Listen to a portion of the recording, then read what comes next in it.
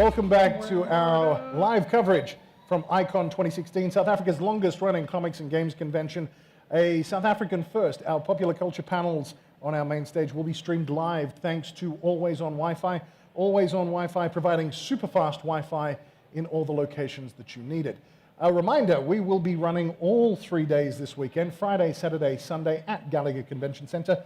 Please come along. You can buy tickets on day pass for 100 Rand, a weekend pass for 150 Rand. There's a load of stuff to do for free. Board game demonstrations, all of the information panels are all free. So there's an entire weekend's worth of activities that you can take on for free. And Always On Wi-Fi's competition, they've got an amazingly branded car that needs a comic book name. So if you come down and enter their competition using certain hashtags, come down, name that vehicle, take a photo, and you go into the draw for some amazing prizes, including a surprise Suicide Squad hamper. Now, this particular panel, we have two guests who have taken part in Triggerfish Animation Studios' Story Lab content. Now, we're talking to Naz Hoosen and to Mike Scott. Hi. Naz, yeah, let's start with introductions to you. Let's say, so Naz Hoosen, how would you describe yourself? Because I've gone through the bio, Okay. known you for a little bit, Yeah. and I'm still struggling to nail down your preferred title. What would you call yourself? When people ask me at dinner parties, I just go, writer, and then shake their hand, look down on the floor. It's a is it a mark of shame? It's not a mark of shame. It's something you have to start to wear and keep wearing it and keep owning it and getting better at it. So you need to wear in the title. Yeah. So right now it feels like something you say, and then when someone goes, well, "What do you write?" I go, "Well, I'm writing some comics. I'm writing a movie, but I can't point to the movie. I just write. Oh yeah, because it's not out. I can't point to. I can't be like, here's the concept art, on my phone, which Mm-hmm. I shouldn't be showing anyone anyway.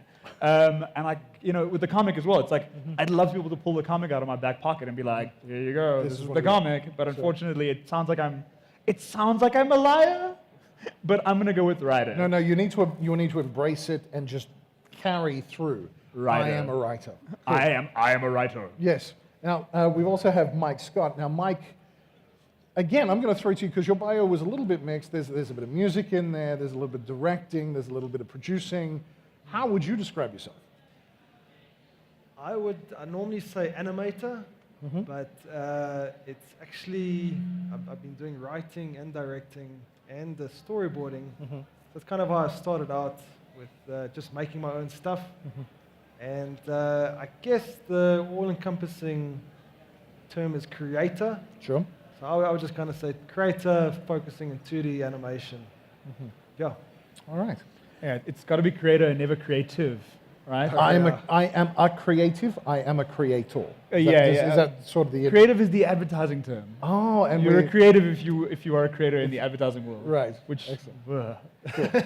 Right. Now, the reason for this particular panel is Triggerfish Animation Studios launched a competition called Story Lab, and Story Lab was a fantastic initiative that allowed local, South African, and African writers, or anybody really, to pitch an idea for either a TV show or a movie idea.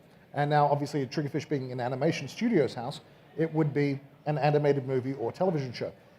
Such was the success of this initiative that the Department of Trade and Industries got behind it, and also a little company called Disney. Disney managed to get behind this project as well. The reason that we have Naz and Mike on stage is because out of over 1,400, I believe it was 1,400 entries? Yeah, that's right. Over 1,400 entries, Mike and Naz were part of the chosen few whose ideas were selected to go all the way through the development process to be a released product. Now, there were two categories that you could pitch for your idea. One was for a movie, and one was for a series. Now, Naz, you kind of hinted in your really confident expression that you are a writer, that you're writing a movie. So I would say that was the movie we're talking about? Yeah, that's the exact pitch I gave. Okay. So, what was your pitch? My pitch was for a film, an animated, family-friendly film that would allow us to. So Disney loves that, yes. Oh, Good. of course, and Triggerfish as well. Good stuff. And I wanted to reclaim the idea of the apocalypse. How do you reclaim the idea of the apocalypse and make it kid-friendly? Well, this is the challenge, right? And I look at writing very much as like a problem-solving thing. So one of the queries, or one of the kind of ideas that Triggerfish presented when we had to submit pitches was, why is the story distinctly African? Right? Like, why does it need to be told by us? Why couldn't it not just be told by some American? And Like Michael Bay. Like Michael Bay. Yeah, why can't it be told by Michael famous Bay? Disney director Michael Bay. And one of the things I was thinking about when they said that was like, okay, what is the South African narrative? And it's always very on the verge of the end of the world. Like, we're a very anxious, very tense people. So I thought, okay, what's the answer to anxiety? I'm a very anxious, very tense person. So what is the answer to my anxiety and my tension? Write a It's movie. my imagination. Okay. So what I wanted to do was tell a fantasy adventure story about somebody with a bright, beautiful imagination who steps into the apocalypse, the Mad Max level post-apocalypse, Right. and goes, oh no, this isn't terrible. This is like the land of opportunity. This is beautiful. This is amazing. So it's about a little girl who grows up in an underground bunker, raised by a robot, has never seen the outside world, and when she steps out into it, it is this beautiful, vast landscape to her. And I mean, it's That not, she has to now discover. yeah, and it's not quite the Mad Max post-apocalypse. I want it to be brighter and more colorful than that. It needs to be something that you'd want to look at for hours in animation. I was going to say, I don't think you're going to get a PG rating on any interpretation of Mad Max. Yeah, but you know, I wanted it basically to be a energetic, imaginative, bright young kid engaging with that world. It's something I don't think we've ever seen, and I felt like it was the perfect response to the question of why does the story distinctly need to be told by us? Right. Yeah, so that was my pitch. Excellent. All right, so that's the idea that you came up with. You submitted. I'm going to throw to Mike now, and I'm going to talk about Mike's ideas, and then I want to talk to both of you about the process that we went through. Sure. So, Mike, that means you did the series. I did the series, yeah. I actually originally pitched for a movie. I've been doing 2 cartoon characters called Brew and Bochi, which are 2 best friends in underpants, and they only ever wear underpants. They're both bald, and they have pointy legs, and this is their thing, is they just refuse to conform to the norms of society, and have chosen to just kind of do their own thing, and they're super confident about it. So my story was, there's a comet heading for Earth, and Brew and Bochi decide that no one's doing anything about it, and the government's holding all these meetings to try and figure out what to do, and they should just make a plan to fly up to the comet and blow it up without asking anyone's permission. And They're just gonna figure it out. They're just going to figure it out, and they're going to build a rocket in their garden. Nice. From stuff that they kind of get at. This is actually the Michael Bay animated movie, now that I think about it, right? What was your rating on this? What was your idea for a rating? It was still would have been for kids. I think with any of these things, you know, there's a way to make it work. For You know, kids are impressionable, Mike, and you start showing them stuff like, yeah, go and blow things up. That's not necessarily the best thing. I think if it's a comet that's about to destroy the world, maybe. Oh, that makes it okay. Yeah, That makes it that's okay. reasonable. As long as it's in self-preservation mode, you're Yeah. fine. And anyway, so then during the pitch process, it was decided that I've been shifted to the series. So now I was writing a series, and I was super stoked for Brew and Bochi to get picked up. It's one of my earliest ideas. I came up with them in 2002, and I've done over about 800 comics of them, you know, self-published a comic book. So they're very near and dear to my heart, and I've pitched them at numerous places. And Right. they've always, you know, I think they ran for 1 or 2 episodes in some financial magazine before Right. somebody complained. So, you know, things were going pretty well with Disney. We wrote this whole script for this soccer short. It forms part of some European football league. I think it's happening quite soon. So we're great. Now we've got a script, and everything like it was going ahead. But then Disney's got quite a strict compliance department.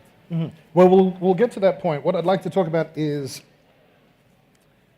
so you've submitted, Right. you've got your idea, you've crafted it, you've put it down on paper, you've submitted it.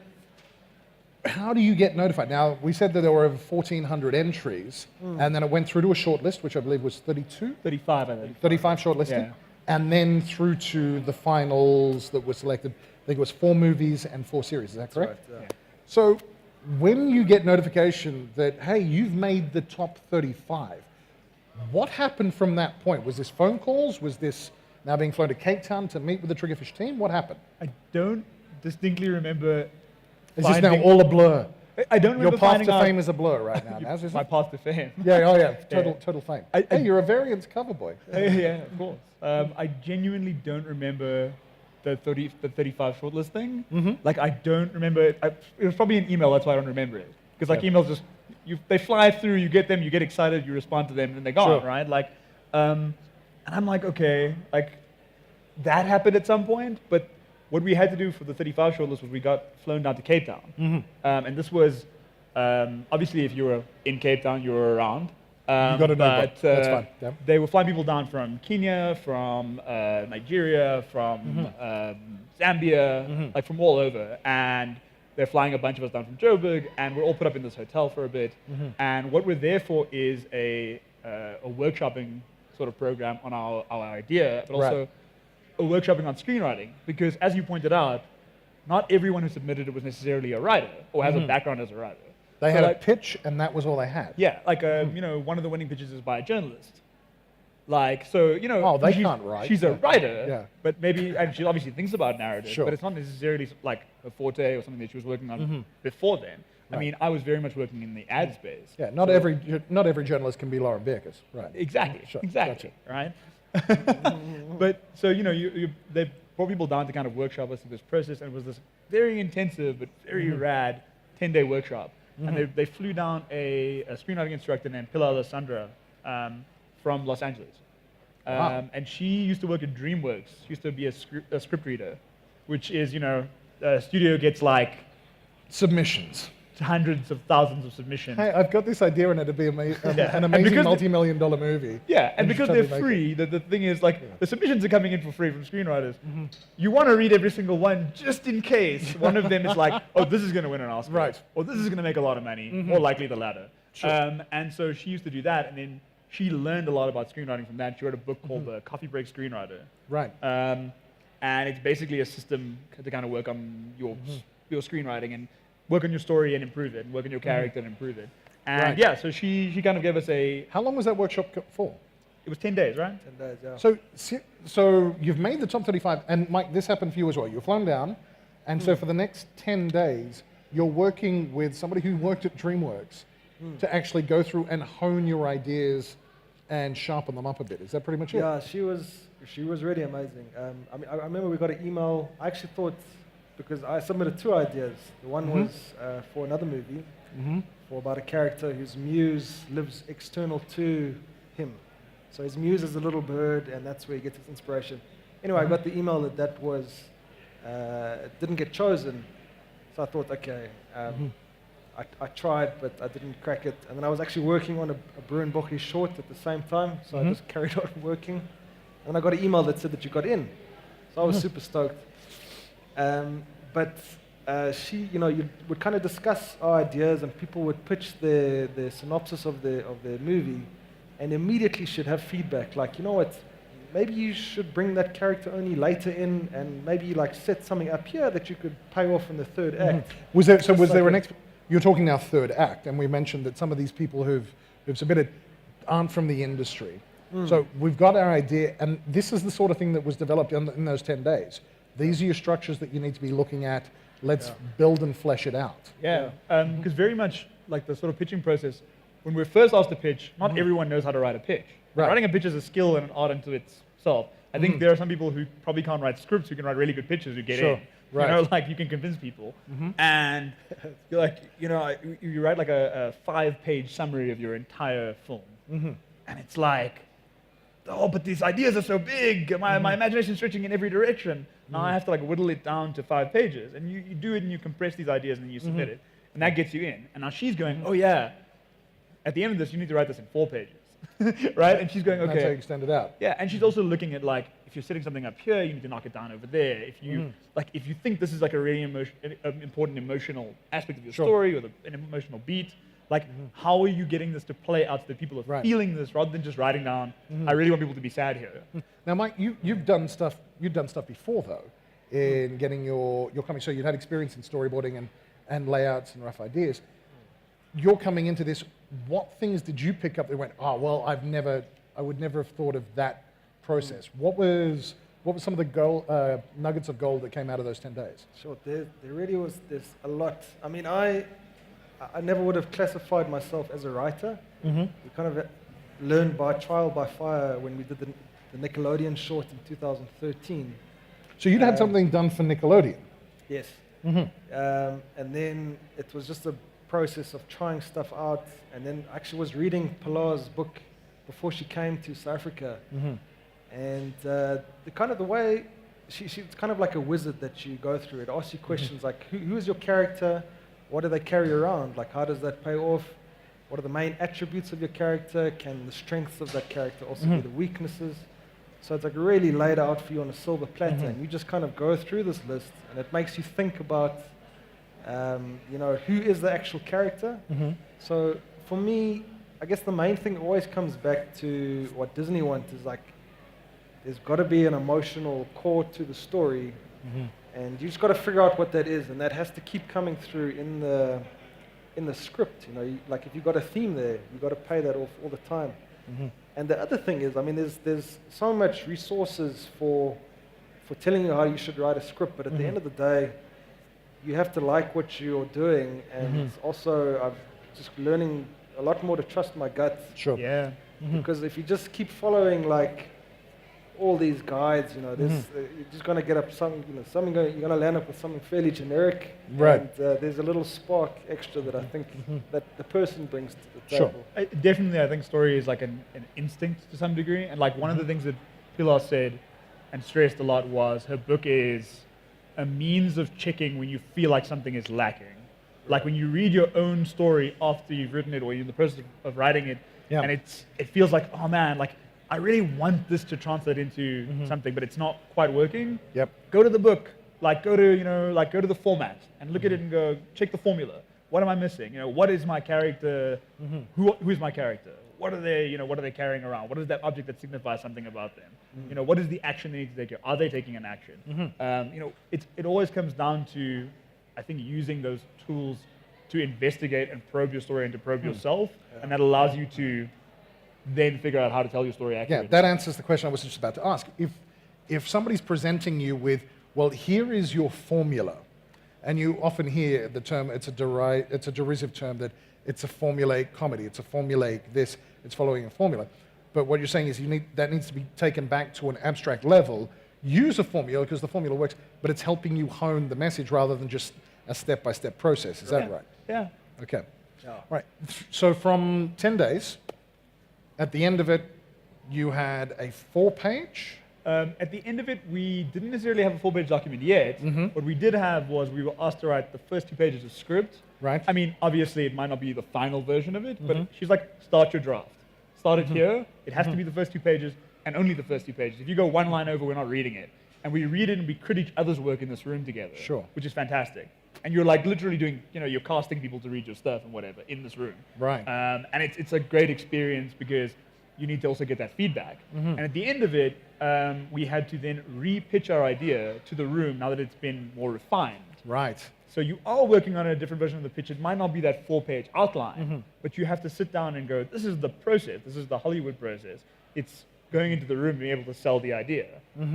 It's being able to talk about the little girl in the wasteland and reclaiming the apocalypse off the cuff and selling that idea. Which it's a nice line pitch, but now it's a much more formed and fully formed idea. Right. So we had to do that.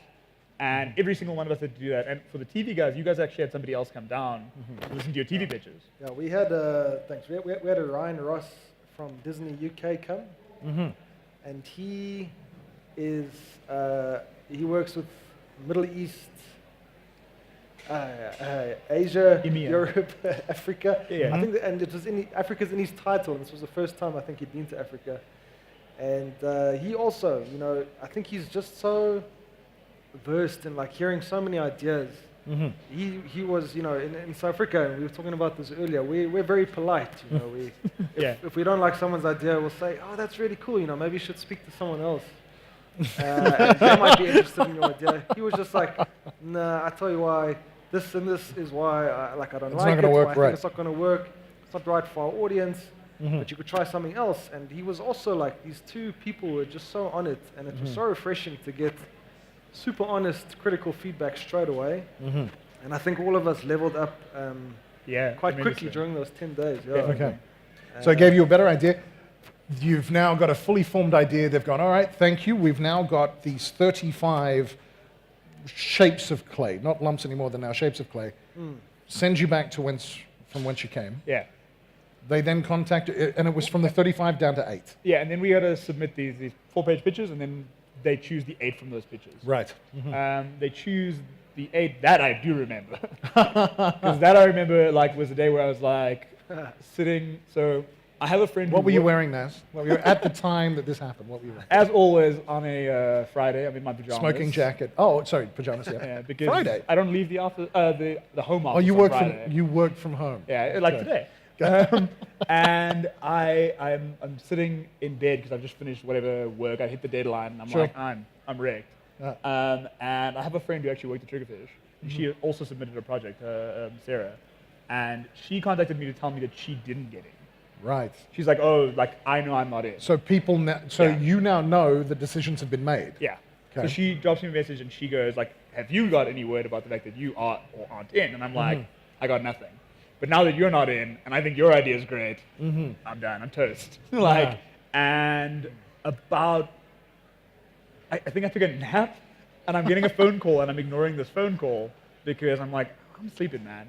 And then eventually, I pick it up, and it's Anthony from Triggerfish, one of the partners and directors there. Yep. And he's like, hey man, I was just on a flight, and sorry, it's been a mess, but hey, you got in. Right. And yeah, it was a weird experience. But thankfully I was in the comfort of my own bed, So So you could collapse quite easily. Nice. I was already collapsed. I was answering. I was completely vertical, Right. horizontal. That's the Gotcha. one. Mike, how did it happen for you? I'm trying to remember. I think I also got a phone call.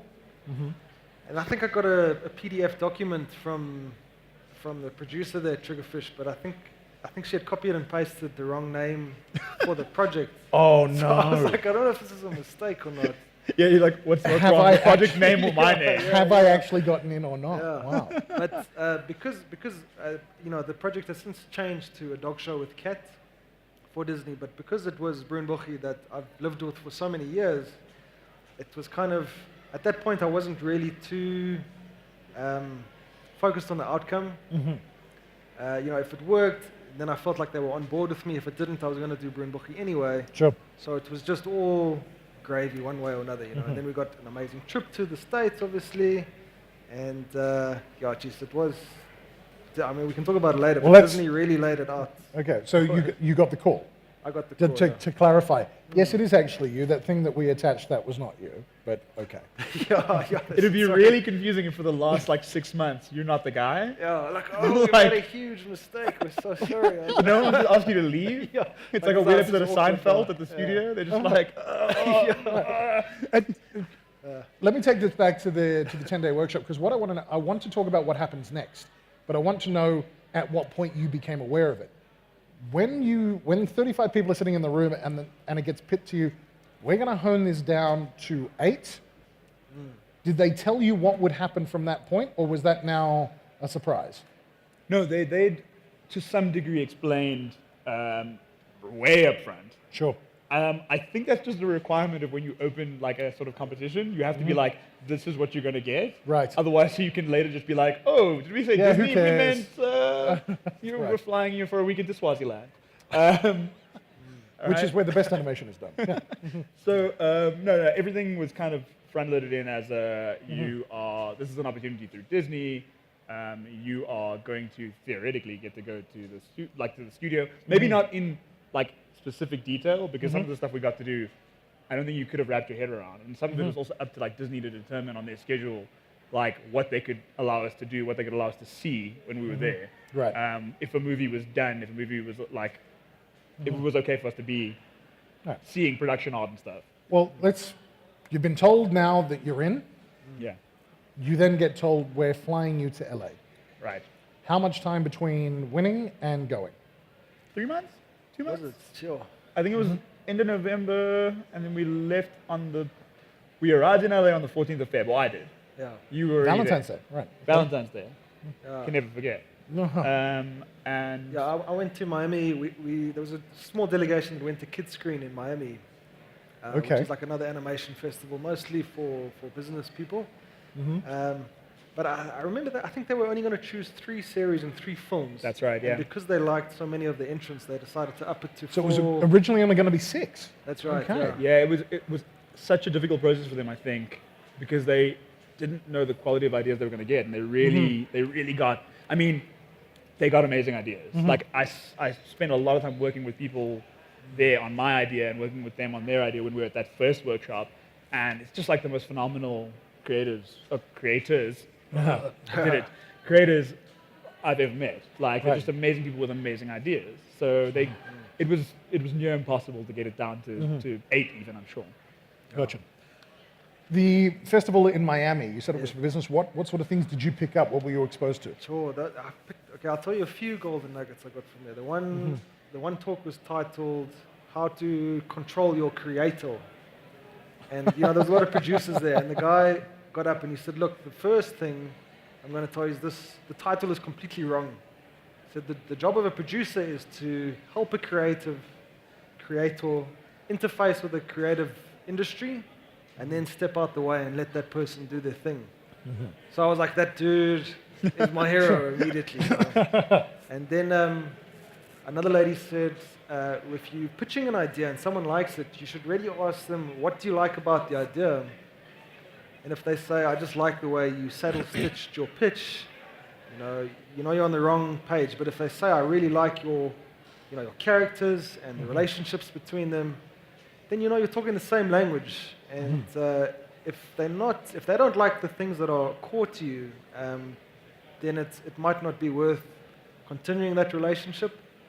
And she just says, for your story, you've got to figure out what's core that you're not going to change, because when you're working with any company or execs, there's going to be just notes left, right, and center, and it's very easy to lose your track. So you got to find out from yourself, the non-negotiables, which you're not going to change. And you can say that up front, and if they're cool with that, you might have a happy, fulfilling relationship. Right. From Miami, did you then go to LA as well? Then we went to LA, and that was the start of Story Lab, and they put us up in a suite. You got a hotel. suite? No. We're in the suite Safari motel. Inn, which, if you know True Romance, the old Tony Scott Tarantino movie, Yes. horrible murder happens there, but it's a great place to stay, I guess. It's the exact motel you imagine from movies in Burbank. Right. Yeah, so we were put up, all of us are now put up in this motel. Okay. And that is, the reason we're in Burbank as opposed to LA, larger LA, is because it's where all the studios are. Close to the studios, yeah. Yeah, all the Disney offices are pretty much in and around that space. Yes. Okay. How long are you in LA for, and when did they start? Were they revealing things piecemeal, or did you have an agenda? Here's what you're going to be doing. What happens next? This is a nice mix of both, right? Because it's we have a full schedule for 10 days, and it's you're going to go meet this person and have this meeting, and this person have this meeting. And then sometimes it's a bit more vague, and it's you're going to go to the studio, and you're going to have a meeting with some filmmakers that work there. A team. Yeah, and then what we had is we had a fixer, we had a supervising producer, Jane Polshek, who works at Marvel Studios, and which we only found out on the last day. So you're hanging out with Jane. I'm hanging out with Jane. And this is what I actually do. And Jane is the most intense hustler ever. So she just wanted us to have the best time and have the best experience. And she made sure that if there was something we could do that Disney was doing, maybe we could get involved. So she was like, oh, Zootopia's red carpet premiere is on while you guys are here. Hang on, you guys got to do the red carpet premiere for Zootopia. Yeah. So she was I saw your photo. You got to hug Alan Tudyk. I got to abrasively slap my hand on Alan Tudyk's shoulder for about 5 seconds before someone else did, and then couldn't talk. But it's she's like, I'm going to get you guys tickets to this. If I can get, what we need more than 35 tickets because there's more than 35 of us, Right. 40 of us or whatever. I need 40 tickets. Yeah. So there's I'm gonna get 8 these. creators plus the rest of the Story Lab team. So you've got people from Triggerfish coming over. you've Yeah. got an assortment of people that are over here for this entire thing. Yeah. Okay. And then she would hustle a lot of cool stuff for us. I mean, we'll get to it later, but she managed to also like hustle a very important meeting for us down the line. Just me, Mike, and another creator in Story Lab, Mark. But up front, she was just always on it. Like if we were like, oh, like some of the people in Story Lab have kids. And they're like, oh, I really want, I want to go get some like cool merchandise for my kids, some toys, some whatever. She's like, I will take you to the staff Disney store. Right. Like Yeah, not D23. Just, yeah. She's like, I will take you to the store, and you'll get a moment for it. You'll get 2 days to go to the store if you want. Like we'll make it happen. I'll find the time. And if she heard someone was around, she'd try and hustle for it. So one of the cool things we got to do in the last day, or the second last day, was she was like, oh, Don Hall, the director of Big Hero 6, is around. Wow. Don actually has a meeting, but it's in Burbank, so he's freed up like 2 hours to talk to like just to sit down with you. Like completely unprompted. Like it wasn't like, oh, I'm gonna meet Don Hall now, I need to speak to him about something. He sat down in front of us. We sat all around him like it was a weird campfire situation, and he just told us about making Big Hero 6 and what it was like. Wow. Mike, what were some of the sessions that you sat in? You went, these things are amazing. These guys got it down to a science. Yeah. Actually, what I was going to say, we talked to quite a few people. There was a script editor or script writer from Pixar who's now working at Disney. I think he's originally from South Africa. And we talked to the people who were involved with Frozen.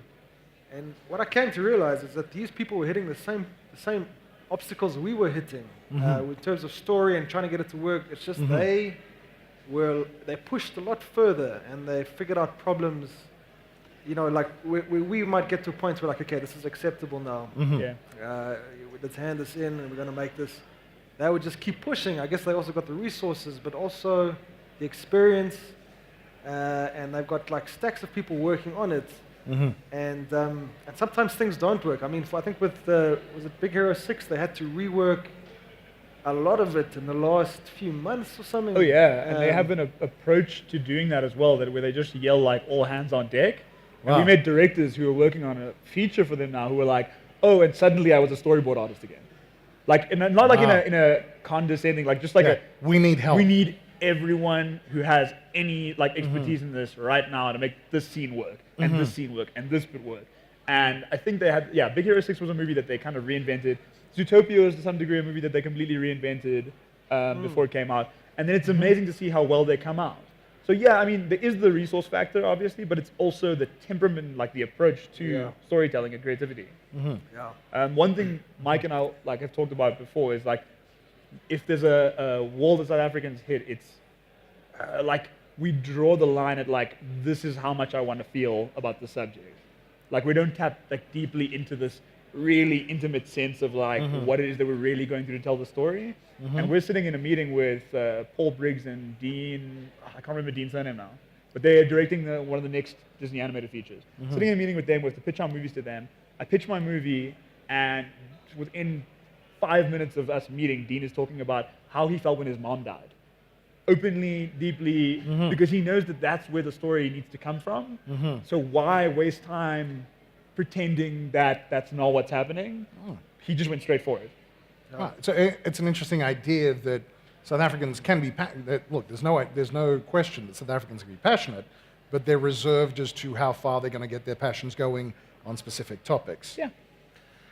I think they're genuine, like they try foster a degree of trust in the room, so anyone can say anything. And I mean, I think that maybe comes with time and working with people. Sure. But I mean, this guy didn't know us at all, but he's already going super deep. And I hope we talk about it later, but just in case we don't, like we actually got a meeting at Pixar. Yeah. And well, let's talk about. So, Mike, you had a meeting at Pixar. That's right. Thank you for asking me. But, hey, we're nothing but professional with our segues. Well done. But one of my favorite moments of that whole trip was where we had lunch with Mary Coleman, who's the senior script. She's head of the creative story. executive producer or something like that. Yeah, she kind of heads up the whole story department at Pixar. Right. She was the keynote speaker at Miami.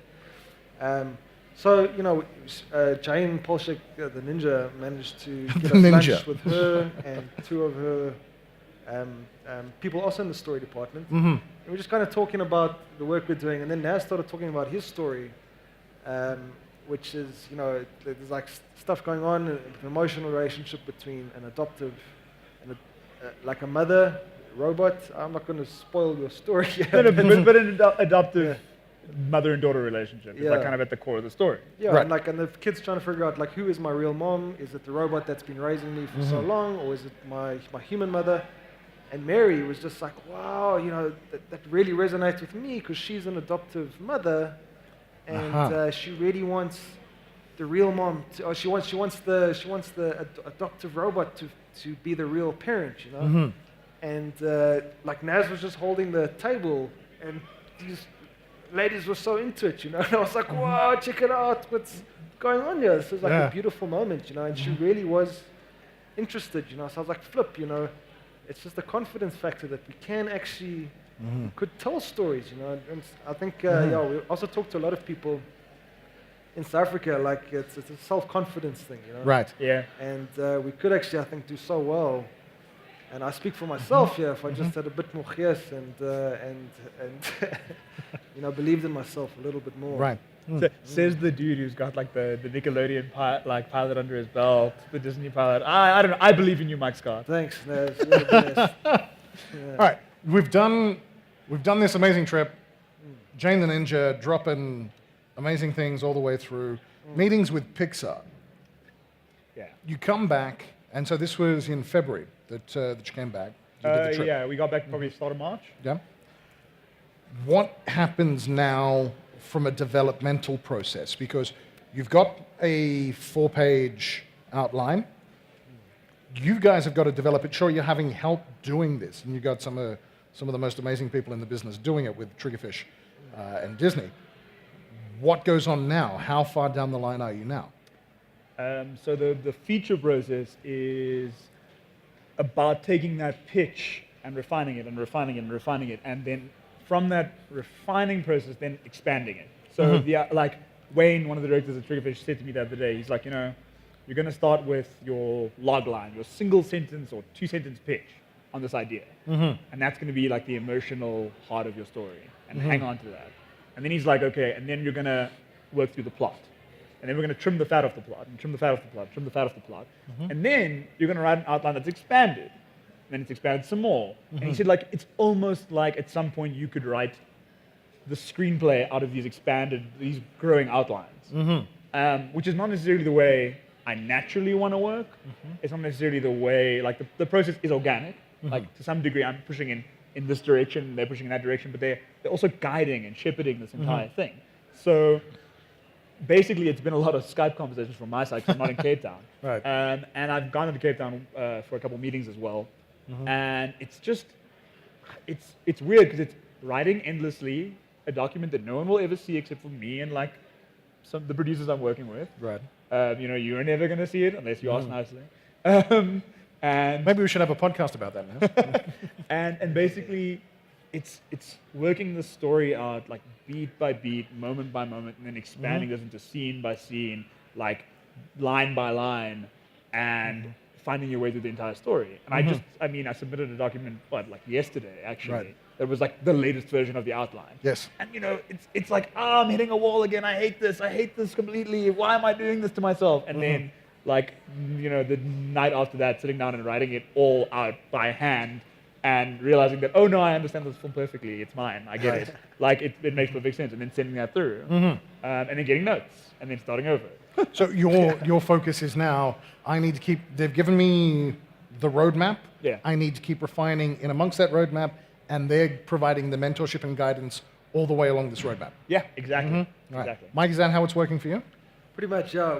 We did things a slightly different way, where all the other series are writing a pitch bible first, and they're figuring out the characters ahead of time and what kind of world the characters live in. We had the opportunity to do the soccer shorts for this European Football League. So we had to quickly kind of come up with new characters because there was a whole issue with the underpants and the humans. So we came up with a dog and a cat in underpants, which is acceptable.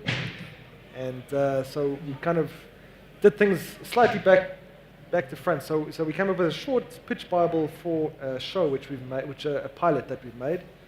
But I think what we're finding now is we still have a lot of development to do for that, and where that short document worked for a short show, for a longer 11-minute episodes, there's a lot more to do to kind of keep that momentum and to make it still entertaining and what's actually going on.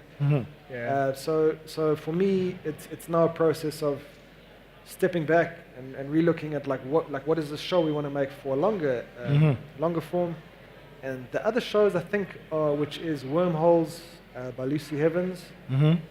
We did try to get Lucy up here. There was and Casey Super 4 by Malenga in Zambia, and Ninja Princess by Kelly Dillon and Mark Day.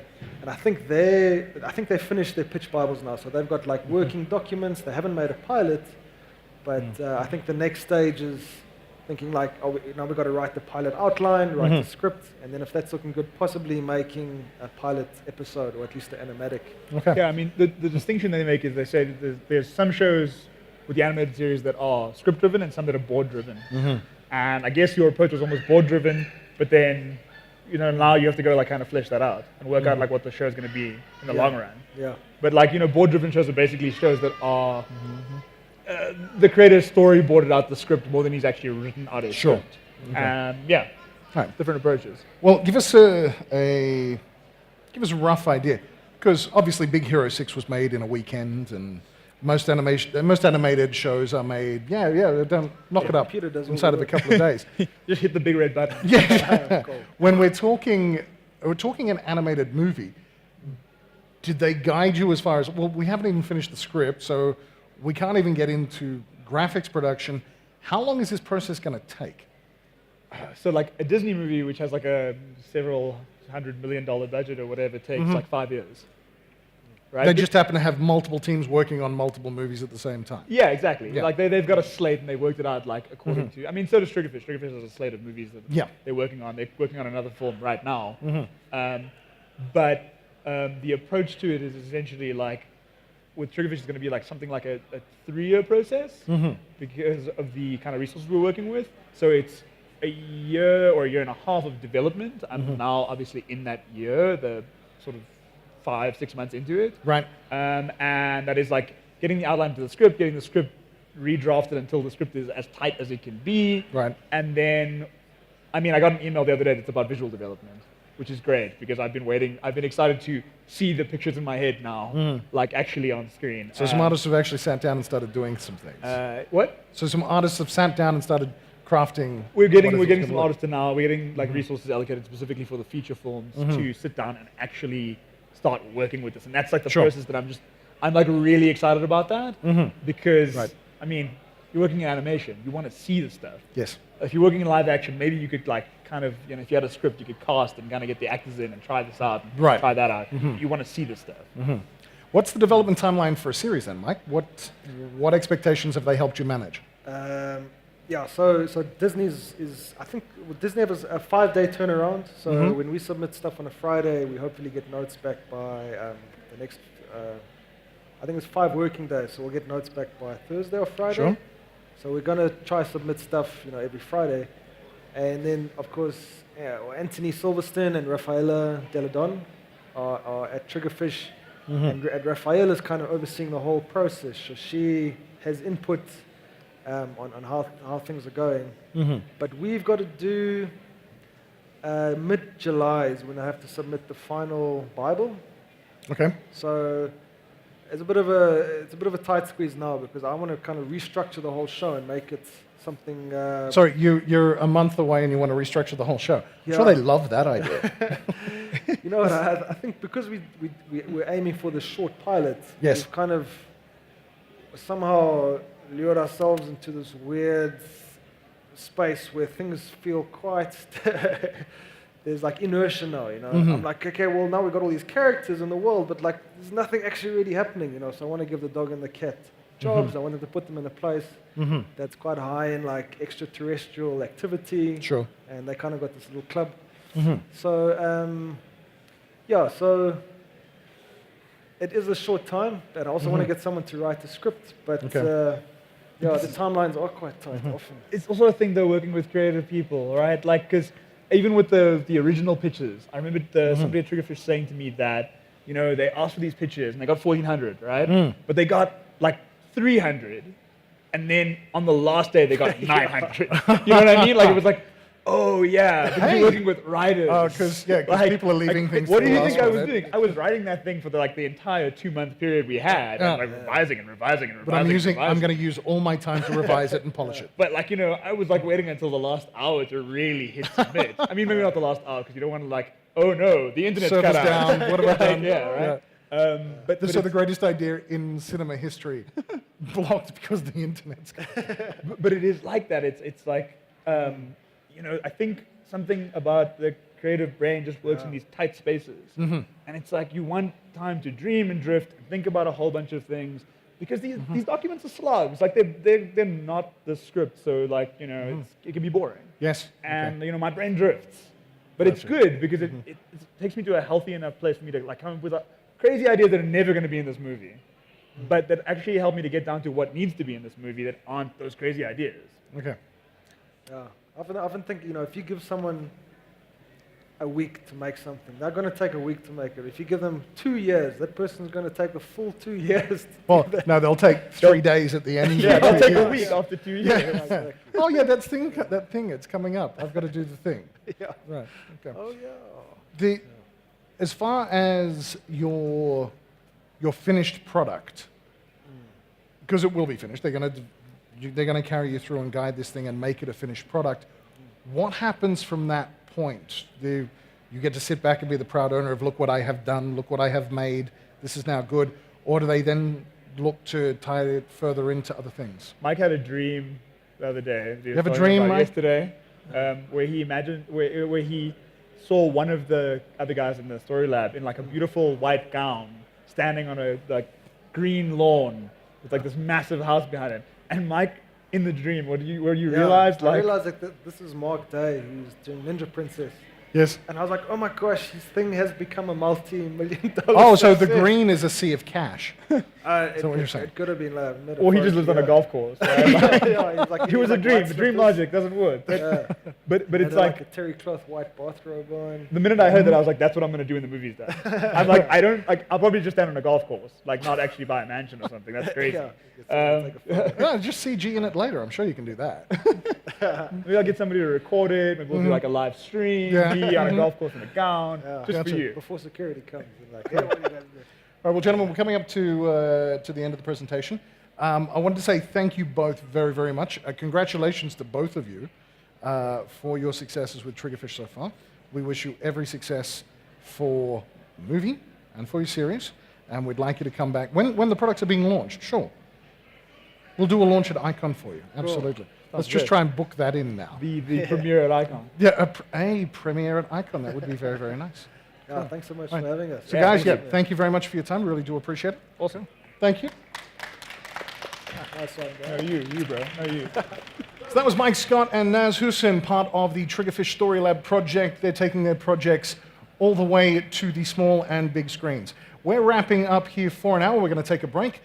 This is Icon 2016 coming to you live from Gallagher Convention Center at Midrand, powered by always on Wi-Fi, super fast Wi-Fi when you need it. My name is Les Allen. I'm from GeekXP's Release the Geek podcast. You can find that at releasethegeek.net. And we'll see you in approximately an hour's time. We have an amazing panel lined up for you, the morals and ethics of The Walking Dead, and one person in the audience will get the makeover of a lifetime. So thanks very much, and we'll see you in around about an hour's time. Thank you so much for watching. This is Les Allen from GeekXP, the engine for the South African geek community. If you really like this video, please do us a favor and just click the like button down below. And if you want to get the latest updates on all of our videos coming through to the GeekXP channel, please click subscribe. Thanks very much, guys. We'll see you soon.